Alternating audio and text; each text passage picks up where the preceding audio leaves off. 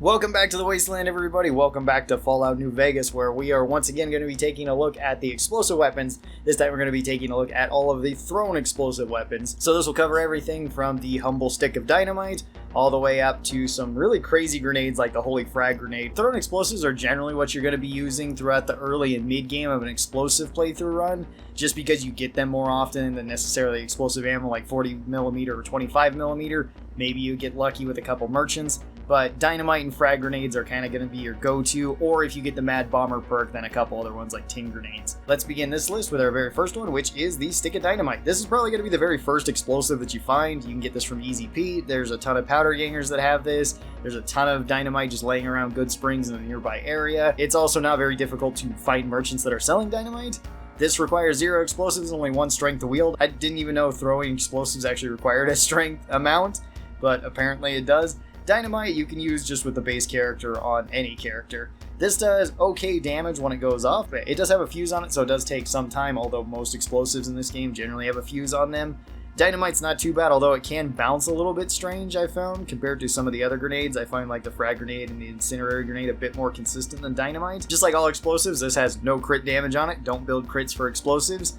That's usually not a good use of your perks. And dynamite doesn't weigh that much, only coming in at 0.3, so you can carry quite a bit of it around. This is definitely going to be good for the early game and even into the mid game, but because explosives have a really high chance of crippling limbs, so even if you just want to chuck this at like big things like rad scorpions, geckos, cazadors, you can still start off a fight by just throwing a couple of these in, or if enemies are behind something or a little ways away where you can just toss grenades or whatever it might be over to them. Dynamite will serve you pretty well, and dynamite's pretty decent throughout the majority of the game. It does fall off later once you can just start getting better grenades than this. Dynamite I'm just going to put into C tier. I think it's a good baseline for explosives. It's pretty decent early on. It kind of falls off later, but that's okay. And you can, of course, just use this for killing off smaller things, fodder enemies, because you're probably going to have a decent amount of dynamite all throughout the game, or at least be able to buy it. It's fairly cheap. Long fuse dynamite is just like regular dynamite, but it has, I think, twice the fuse length on it, or twice the fuse duration on it. It goes off after 6 seconds, so it's longer delayed than the regular dynamite, and I find that the long fuse dynamite is definitely not better than regular dynamite. I find that it's kind of a hindrance a lot of the time. In most situations, unless you're just throwing this to start off a fight, or you're throwing it in an area where you know enemies can't really see you and you can just chuck it over the wall or something, in that case it's pretty decent.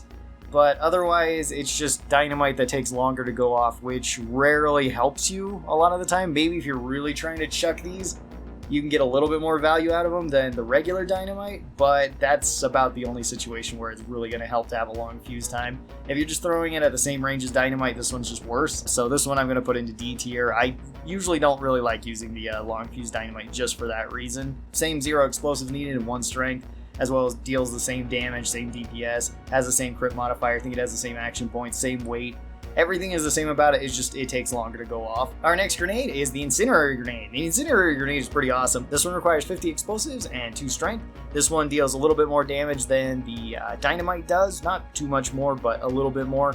And it also has fire on it, which the fire can deal damage over time. And this is affected by the Pyromaniac perk. Both this one and the, I believe, Nuka grenade, as well as the Molotovs, are all affected by the Pyromaniac perk, as well as some other explosive perks like Demo Expert, Hit the Deck, and Splash Radius? Splash Damage? I don't remember what that one's called. Splash something. Incinerary grenade is pretty awesome though. This only weighs a half pound, has no crit chance or crit damage, just like most of the explosives. Costs the same action points as the regular dynamite, so you throw it all the same. I think most of the explosive weapons, if not all of the thrown explosives, have the same action point cost. I could be wrong about that. The Incinerary grenade is pretty useful. It's basically like if you mix the Molotov with the frag grenade, but kind of got a better Molotov and a not as damaging frag grenade, but a pretty decent grenade overall. I'm going to put the Incinerary one up into A tier, especially if you have Pyromaniac, and especially if you like the fire weapons that come along with Pyromaniac. I would say check this one out. Unfortunately, you just don't find these too often, though. They're not super common from vendors, at least I don't usually see them. And they're kind of rare just to find laying around in the world too, so unfortunately you don't usually get to use these ones a whole lot, but they are really cool. Then up next we have the frag grenade. This is probably going to be your go-to for most of the game for explosives, at least during the mid-game once these start becoming far more common. These ones are good for engagements, they're good for multiple targets. has a big explosion radius. This requires 25 explosives and 2 strength, so doesn't really require much skill investment. No crit damage, same action point cost, weighs a half pound. These ones are really good. Frag grenades are fantastic for an explosives build, and they're probably going to go up into A tier. You're probably going to be using these throughout the majority of your playthrough because there's no enemy that's really bad to be throwing frag grenades at. And you can actually use these pretty effectively indoors too, so long as you can kind of get behind something that's a little bit sturdy. Then we have the big boy, the holy frag grenade. You only get 3 of these, unless you cheat like I did in the footage behind me where I spawned in 50 of these and was throwing these around. This is basically throwing a mini nuke at the enemies, and it's about as devastating as you think it would be for both you and the enemy. Don't use these indoors, just like the Fat Man. You will probably die if you do that. And unless it's a very big indoor area, then I guess it's okay. But most indoor areas don't use these. You only get 3 of these, and you do need to have the Wild Wasteland trait. These ones spawn in a church basement in Camp Searchlight. They do massive damage to anything that you throw this near, but it is a very limited resource, so while you have them, I'm going to say they're S tier because they are devastating to anything that you hit. You can throw these at Deathclaws, you can throw them at Cazadors, you can throw it at the Brotherhood, you could throw it at coyotes if you want, whatever it is, it will probably kill it with just 1 grenade going off. Then our next grenade is the firebomb, the Molotov. You get these in Honest Hearts. The White Legs will sometimes throw them at you, sometimes the Dead Horses will use them. You can find them laying around the map. These require 50 explosives and 2 strength. These are both an explosive weapon and a fire weapon, so they are affected by the Pyromaniac perk again, which is pretty cool. These do okay damage. They're actually less damage than something like the Dynamite is, but they deal damage over time. This weapon honestly kind of sucks though, because it doesn't function like a Molotov from a lot of other games where you could just throw it and have it splash fire to the ground. It actually has a fuse on it, because I couldn't remember why I never used these things, but once I started using them again, I realized why I didn't use them, because they're very awkward to use, and you still have to throw them in an arc or throw them directly at something and hit it and hope that it falls down to its feet, and then it decides to explode. They also have a fuse time like most of these explosives, so if you try to throw it directly at something from long range, it's probably not even going to make it there. It's just going to burst in midair and just kind of leave a little bit of fire there. They just have such a small radius though too. These ones just honestly aren't really worth using. At least I couldn't find a decent way to use them, so I'm going to put these ones into D tier. I wish they worked like regular Molotovs from other games, then they would be much better. Then we have the Flashbang. Flashbang is found in the Lonesome Road. You can find these in boxes, you can also find them on the Marked Men, and once you throw these out, they have a very weird looking particle effect when they get thrown out. They don't really look like flashbangs from, I think, any other game. It's all like blue lightning that comes out. This requires 50 explosives and 4 strength, so one of the more hefty grenades that you actually need to throw, which is a little bit strange. This does extremely low damage and extremely low burst damage when it actually goes off. It's mostly used as a debuff to enemies, to where it can inflict fatigue status to them, where they can be knocked out, knocked on the ground, which can be really useful. They also have 2 other unique effects of negating enemies' skill with weapons, so they will deal less damage. And I don't know if that affects the AI's accuracy towards you at all. Maybe it does. If so, that's kind of cool. The other thing that it does is it has a 25% chance of frenzying tunnelers once they're hit with a flashbang, so they will go and attack other enemies. That last effect is kind of useful because tunnelers are really scary in the Divide, but outside of that, they don't really have much use. And even against tunnelers, this still isn't really the best option. I would rather have the flare gun just to scare them away. You can throw some of these at tunnelers though, and I think they'd be fine, but as a weapon against everything else, it's probably like D tier. And like I said, the flare gun kind of does its job, but a bit better, as well as the flare gun works for Deathclaws too, which is really nice. Our next grenade is the microfusion cell grenade. This one you get from the Mad Bomber perk. You do need to have that in order to get this, because I don't think any vendors will sell you it. This requires 25 explosives and 2 strength in order to wield, as well as 50 explosives just to make these. So you're going to hit the explosives requirement anyway for this. 2 strength is also super easy to hit. And you can just make these at workbenches. You can make them out of your microfusion cells. And if you're not using energy weapons, it's just free explosives for you. So it's just free ammo, which is pretty awesome. This deals pretty good damage and pretty good damage per second. It has the same effect that the plasma grenade does when it goes off, although it does less damage than a plasma grenade. But that doesn't really matter when you can get a bunch of these. This one also requires more action points for some reason. I just noticed that. Slightly more at 35. Crit damage and crit chance still aren't good, and it only weighs half a pound. These ones are pretty awesome. These ones are probably like the go-to option if you get Mad Bomber, because you're likely going to have a bunch of these unless you're going with a hybrid build between explosives and energy weapons. and in that case, then this one might not be such a tempting option. But these ones are really good. These ones are solid. I'm going to put them up into A tier as well. Even though they do less damage than like these other grenades, the amount of them that you can make, and just with the ease that you can make, you're always going to have these. Frag grenades you're probably also rarely going to run out of, but these ones you're just going to have a ton of. Then we have another Mad Bomber explosive, which is the Ting grenade. Ting grenade requires 0 explosives and 2 strength to wield, so that's really awesome. Does really high damage, even higher than like the microfusion cell grenade, and as mentioned, you can make these with the Mad Bomber perk. You only need 25 explosives to make it, which I believe you need 45 to get Mad Bomber in the first place, so once you get it, you will have the requirement for this.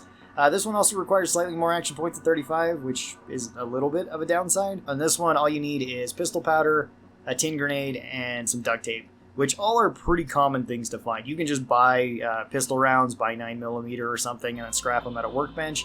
Or a reloading bench, and then go over to your workbench and make these. These ones are really nice too. They are really solid for the early game, and for the mid game, you're probably going to be making like these, keeping some dynamite around, and then making some microfusion grenades, as well as just finding some frag grenades, and you'll have a really good setup for your explosives build throughout most of the mid game.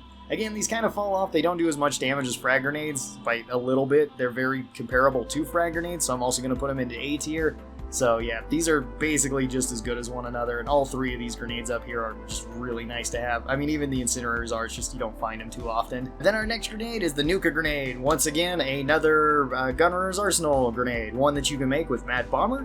And this one requires you to have 100 explosives. It's, I think, the only grenade that requires that much, and 2 strength. This one deals really high damage, as well as fire damage and damage over time because of it, which is pretty cool. This one, unlike the other 2 handmade ones, just requires 24 action points to throw again, which is a little bit strange. I don't know why there's a disparity between some of these. You do need to have 60 explosives in order to make this, which isn't that high, and you do need Nuka-Cola quartz in order to make this. That's going to be your main limiting factor into how many of these you can actually get. When you have them, they're pretty awesome, and I'd probably say like they're S tier. But you're likely not going to have a whole ton of them, so you're going to want to save these for special occasions, for blowing up something big, or if you just want to see a big fireball, then they work really well for that. But I do think that they are one of the best grenades that you can make and can find, but kind of limited into how many you can actually make. Alright, then we've got plasma grenades up next. Plasma grenades require 75 explosives and 2 strength. They deal really high damage. They also have kind of a cool animation when they hit stuff where you see like the plasma bounce off of things. I actually like that effect a lot. But yeah, it does really high damage, still requires 24 action points to throw, still weighs half weight. These ones are fantastic. They're just an upgrade to frag grenades. Unfortunately, though, you don't find them super often, or at least I don't find them super often. You can buy some from like the Silver Rush every once in a while, which is kind of useful. Unfortunately, I don't believe you can make these. Once you do find them, again, they're probably like S tier because they're just upgraded frag grenades. It's just you're way more likely to find frags than you are to find these. So I guess I'm going to put it a little bit higher. I could see people arguing like the frag and like these other ones to S tier just because you get them so much more often, at least these 3. But they aren't as strong as these other ones, so that's why they're a little bit below. But you're likely going to be using these ones over here more often than these ones up here. And then our last thrown grenade is the pulse grenade, which the pulse grenade deals a very slight amount of damage. This requires 50 explosives and 2 strength. Still 24 action point cost for using this. The explosive damage from it doesn't really do that much to most enemies, unless you're hitting robots or power armor, in which case then it's really strong against them, because this deals an extra 200 damage towards all robots, at least outside of Big Mountain. In Big Mountain it deals an extra 100, and against power armored enemies it deals 80 bonus damage. So if you're just using this against robots, especially like Mr. Gutsies or Sentry Bots or Protectrons or whatever, they're like probably A or S tier for dealing damage with that.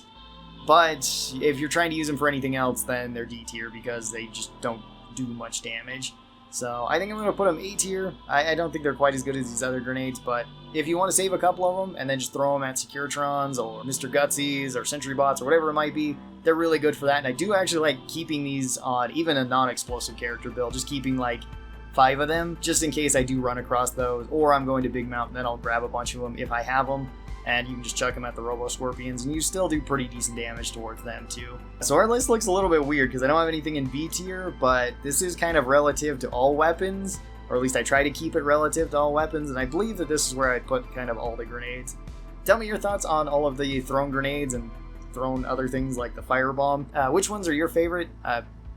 I think there's going to be an obvious one that is people's favorite. But thank you guys so very much for watching this. We have one more explosives video left, and that is placed explosives. That one should be coming out soon. Take care and have a great rest of your day, and I'll talk to you next time. Bye-bye!